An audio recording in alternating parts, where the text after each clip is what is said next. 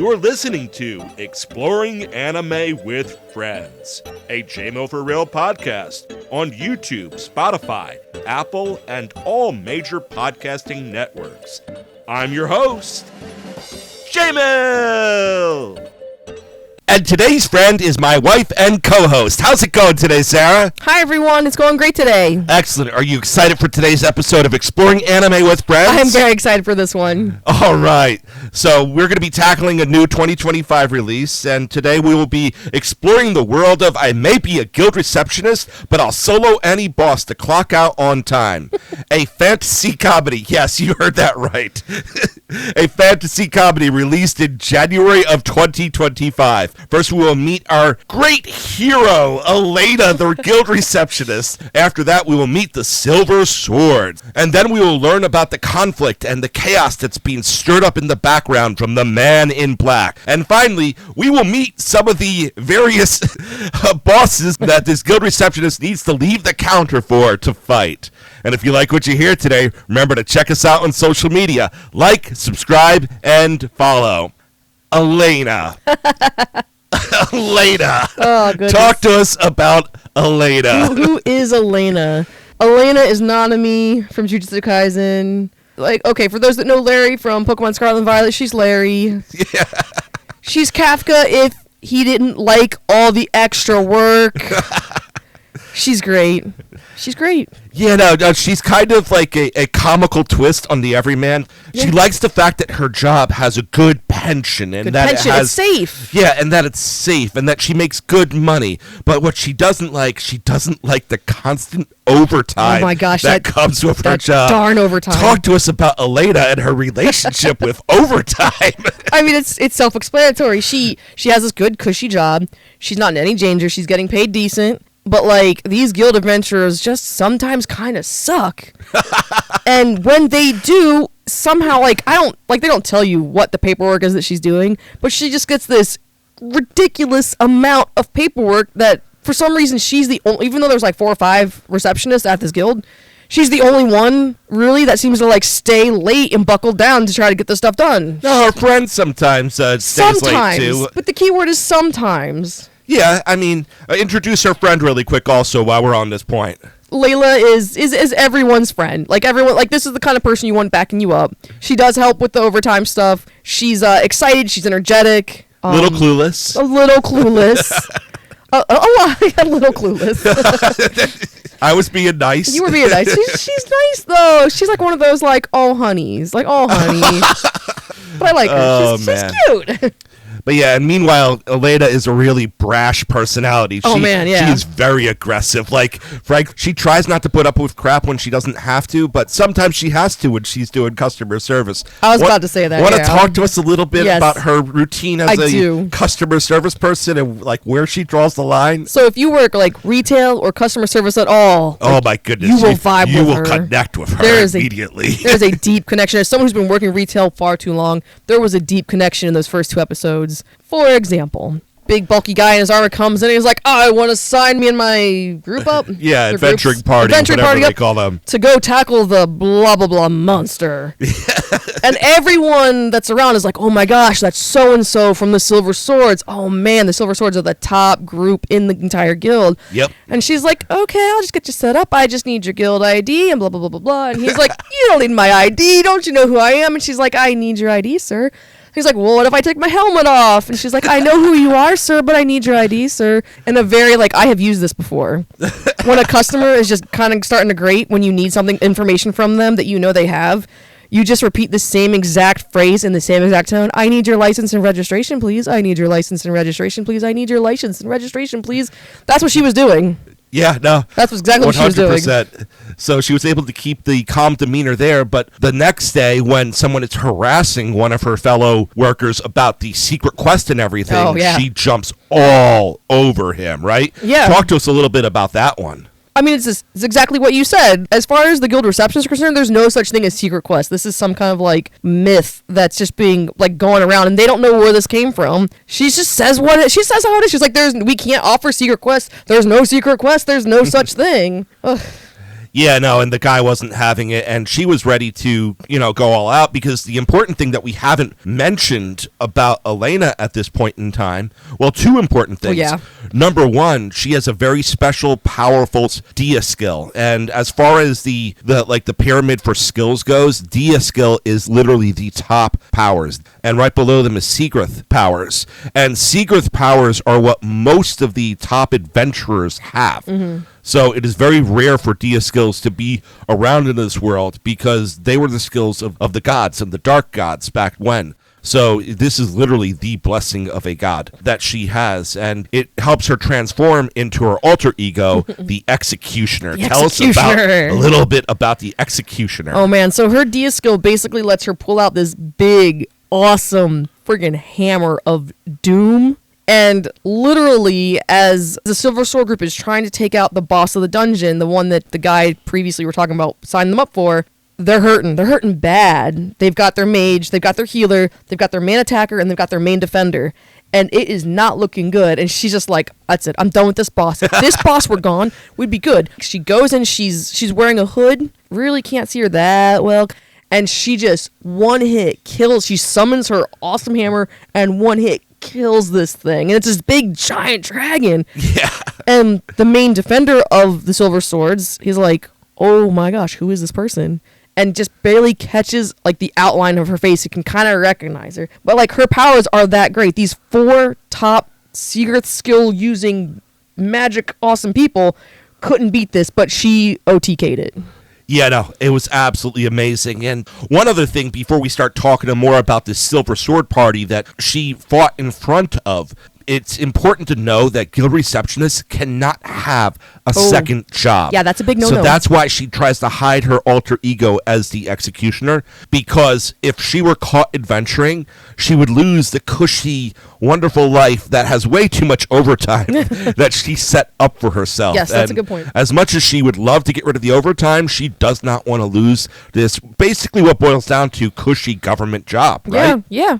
I don't blame her. And, I mean, I can't blame her either. And she only ever pulls out the Executioner stuff to make her job easier, because less major bosses, less guild questing, less paperwork, less overtime. Yay. It's very simple, the way it works in her mind. Like, it's not about doing the right thing. It's not about being a hero. It's not about saving lives. So beautiful. It's very refreshing. Like, you compare her to the Kafkas and the Nanamis and so on and so forth. I compare her to, like, Denji. She just knows what she wants.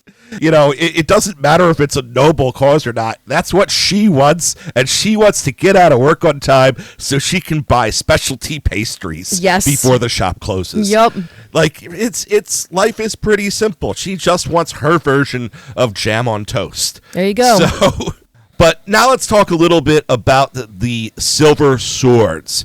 Let's start with Jade, the captain that realizes who she is. Dun dun dun. All right, so Jade is the main defender. His skill is Seagrith Wall, Seagrith Shield, all this other good stuff. And a lot of other ones, because he learns how to combine Seagrith skills together. Oh, no, it's really cool, yeah. He's probably the top Seagrith skill guy out there, and considering that there's just a handful of Dias, it's, Yeah. He's an all-around nice guy, and when he finally figures out who the Executioner is, because as soon as he realized, like, he saw a bit of the face, he knows the color of her hair, because he can see that too. Apparently he can see very well in the dark. The eye color. He catches the eye color, and I don't know how. Piercing green eyes. I don't know how you'd see that with how dark the show presented it, but whatever, we'll skip past that. As soon as he figures out who she is, he's like a puppy. Like, he wants her part of the team. Who wouldn't? Who wouldn't want a Dia skill on the team? There's like no one else that they know of has a Dia skill. Because they're down an attacker too. Yeah, the attacker. They're down the main warrior. The attacker, the guy that was like kind of bugging her at the beginning. You don't need my license. Yeah, he just left the team. Like what the heck? So he wants her part of the team, but she doesn't want to leave her cushy job. Another thing to point out with Elena real quick, she has these moments during the show where it just kind of transitions to another scene where it shows like an interrogation happening or where it shows her in her headspace. She's able to like switch the scenes around. So there's a lot of visual comedy in the way that in the thought process of Elena. And one of the really funniest scenes is when Jade confronts her and she pulls Jade out back and she's like, she's ready to actually strike him down. Freaking pulled her hammer out on him and just like, you're not don't tell anyone or else I'm going to kill you. And I'm like, what did she just say to, like, the main love interest? No, I'm kidding. She's the hero that they deserve. Yeah, that's pretty fair.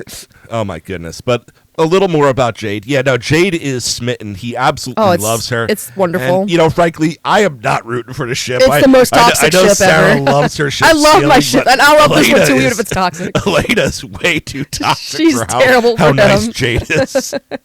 Yeah, you know, all the same, it's what he wants. He's attracted to that.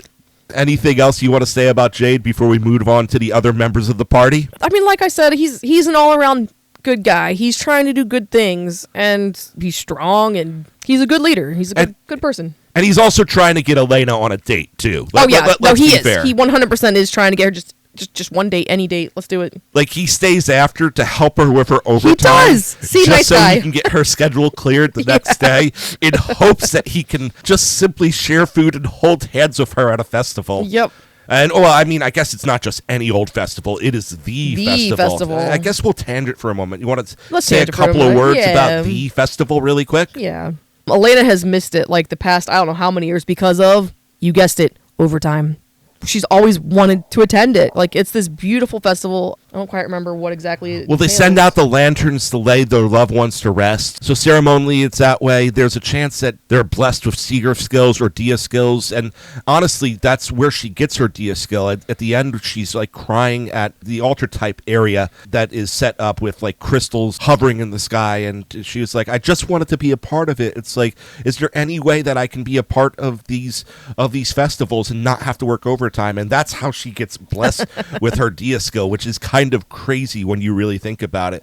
All sorts of food stands, all sorts of partying. It seems like it's many major holidays all morphed into one giant festival that happens over the course of 3 days in the town every single year. And spoiler alert, Jade actually is able to get her to agree to a date on one night of it. Yay. Because he actually helps her to get her out of having to do overtime on the 3 days of the festival. Yay. Isn't that awesome? Yay. Works out for both of them. So, and we have another like adorable little couple in the Silver Swords. Talk to us a little bit about our other friends. I don't know if they're actually a couple, but I really want them to be because they are really cute moments. Lo is the sorcerer, basically. Is that the word we're using? He's the black mage, Yeah, and thank you, Black Lulu Mage. is the white mage. Yep, and they're just kind of cute together. Like, they're not going on dates. They're not doing, like, whole thing. They're, like, doing things for the group. They react cutely to each other, and I really like them. I think they're cute and Almost a adorable. best friend sort of way. Yes. But, you know, tell us a little bit about Lo's powers and personality. So Lo being our black mage, he's kind of the guy who likes to sleep in, but at the same time, he's got a lot of energy, and he's excitable when he's out and about with everyone. He works hard. He's a good guy. He's kind of a little bit like noble-ish in the way he treats Lululi. Lululi's the white mage. He's a good dude. Probably also the most aggressive of the three of them, I'm thinking, in That's my fair. mind. Like, they don't Yeah. really have the brash, in-your-face, stereotypical protagonists. Well, I guess that's Elena. That now would be I'm Elena. really Yeah, that thinking would be about it. Elena. Like, he is very charismatic, and he leaps forward, but he's not reckless in that sort of way. Yeah.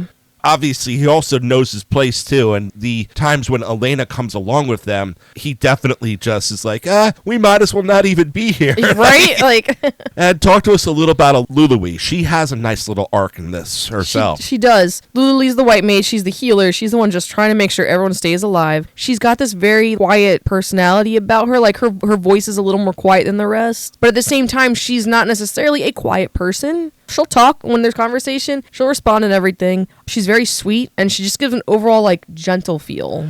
The party is made more like real people than anime stereotypes. I would think so, yeah. She has a nice little arc in the middle of all of it. You find out previously that she comes with some baggage because the previous adventuring team that she was with, as a result of some poor decisions made by the leader, most of them ended up dying, but because she's the healer, she held that baggage with her this whole time. So you actually get to see some personal development with her too, which is kind of cool in the process of all this. So despite the fact that the focus is clearly on the laughs, in my opinion, Oh, yes. and it's clearly on the comedy, and it's done in a fantasy setting, you actually saw a little more character development than you thought you would see from this type of anime. I'm not saying it's anything too deep or whatnot. Fair, very fair. But at the same time, I am saying it was a refreshing change up when the episodes focused on that as opposed to trying to Just add avoid the to overtime, laughs. yeah. If you like what you're hearing so far, make sure to watch us for yourself on Crunchyroll, home to over 1,000 anime and simulcasts, both subbed and dubbed. And check us out on social media, like, subscribe, and follow. Now, let's talk about the man who, behind the scenes, is causing all the chaos in this world. The man in black, telling people about secret dungeons. Bum, bum, bum. So, the man in black, the first time I saw him, I almost thought it was a one and done thing, to be honest. Because he appeared, he did one thing, and then several episodes later, like, you don't see or hear anything about him. But he's trying to get people to do these secret quests that supposedly exist. Well, not supposedly exist. They do exist. Because you find out that he's basically chasing and he's sending people after what he knows will be increases to their powers. Sending people towards areas he believes they will unlock a step further to reveal a secret dungeon, a special gemstone that can reflect coordinates to a location that is unknown to the world, a tome that is unknown to the world, and various different things.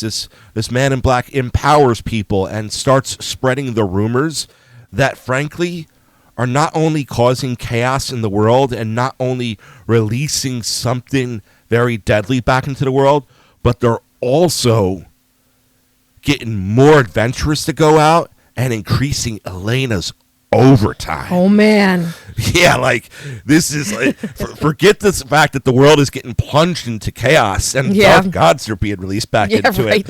Elena is having to work more and more overtime. That's all she cares about. But talk to us about the dark gods.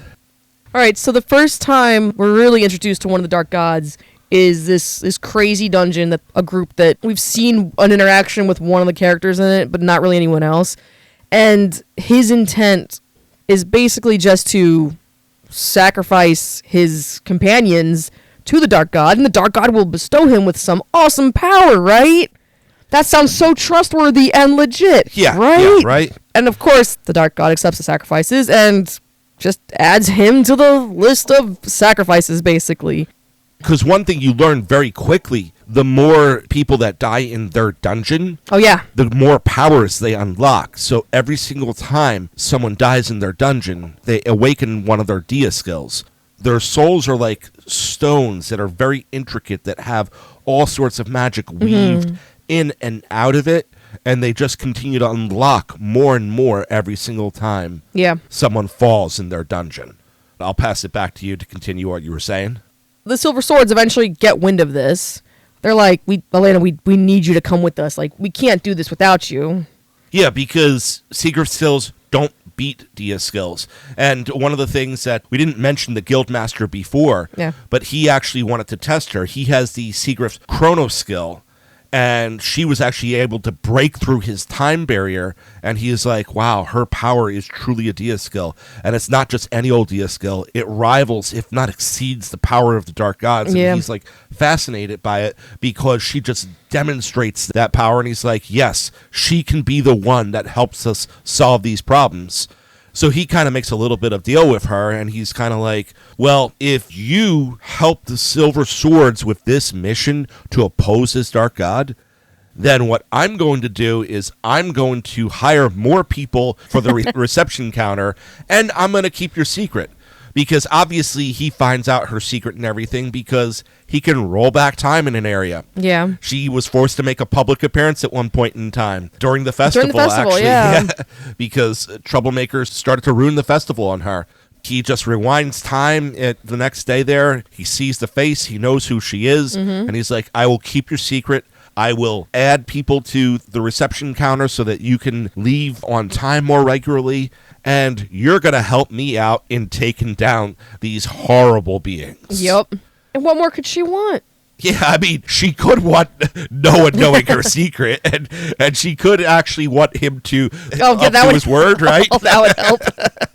Yeah, spoiler alert, we get to the end of the first season, and there's still no new help hired. How hard is it to really hire someone for a guild receptionist job? Yeah, dude did not keep his word whatsoever, and it's like, he's trying to pass her off as a hero and everything, Yeah. and she's like, I just want my life to be easier. No more overtime. Make my life normal.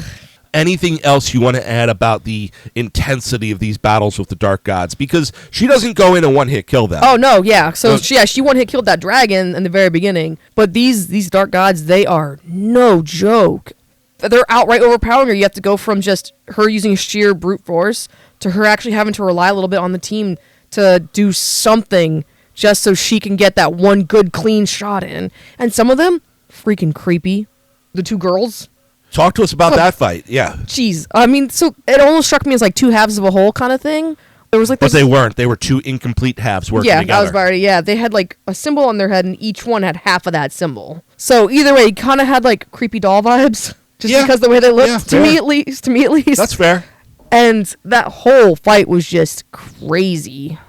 Yeah, for so many different levels. You actually see Jade merge together multiple secret stills to be able to scan his own versus them at different points in times. You see their one-hit kill actually hit Elena, and somehow she's able to survive, and Lului's able to overcome the trauma of her past being revealed, and is able to amp her power up to remove the curse from Elena, and you just see Elena come through at the end and smash them, despite the fact that they're archers, that they're actually fighting with an intangible form. Yeah. And instant kill moves. She absolutely limit broke. And the first one that the four of them do battle with together, or that Elena mostly does battle with herself, because by the time she gets there... it's not looking good. Yeah, Lo is dying. Lului's trying to save him. They're outside the room, and Jade is on death's doorstep, and Elena does battle with it because it has stolen Lului's powers from her, because this one had the power to steal powers. Yeah, we didn't know that was a thing. Yeah, no, so...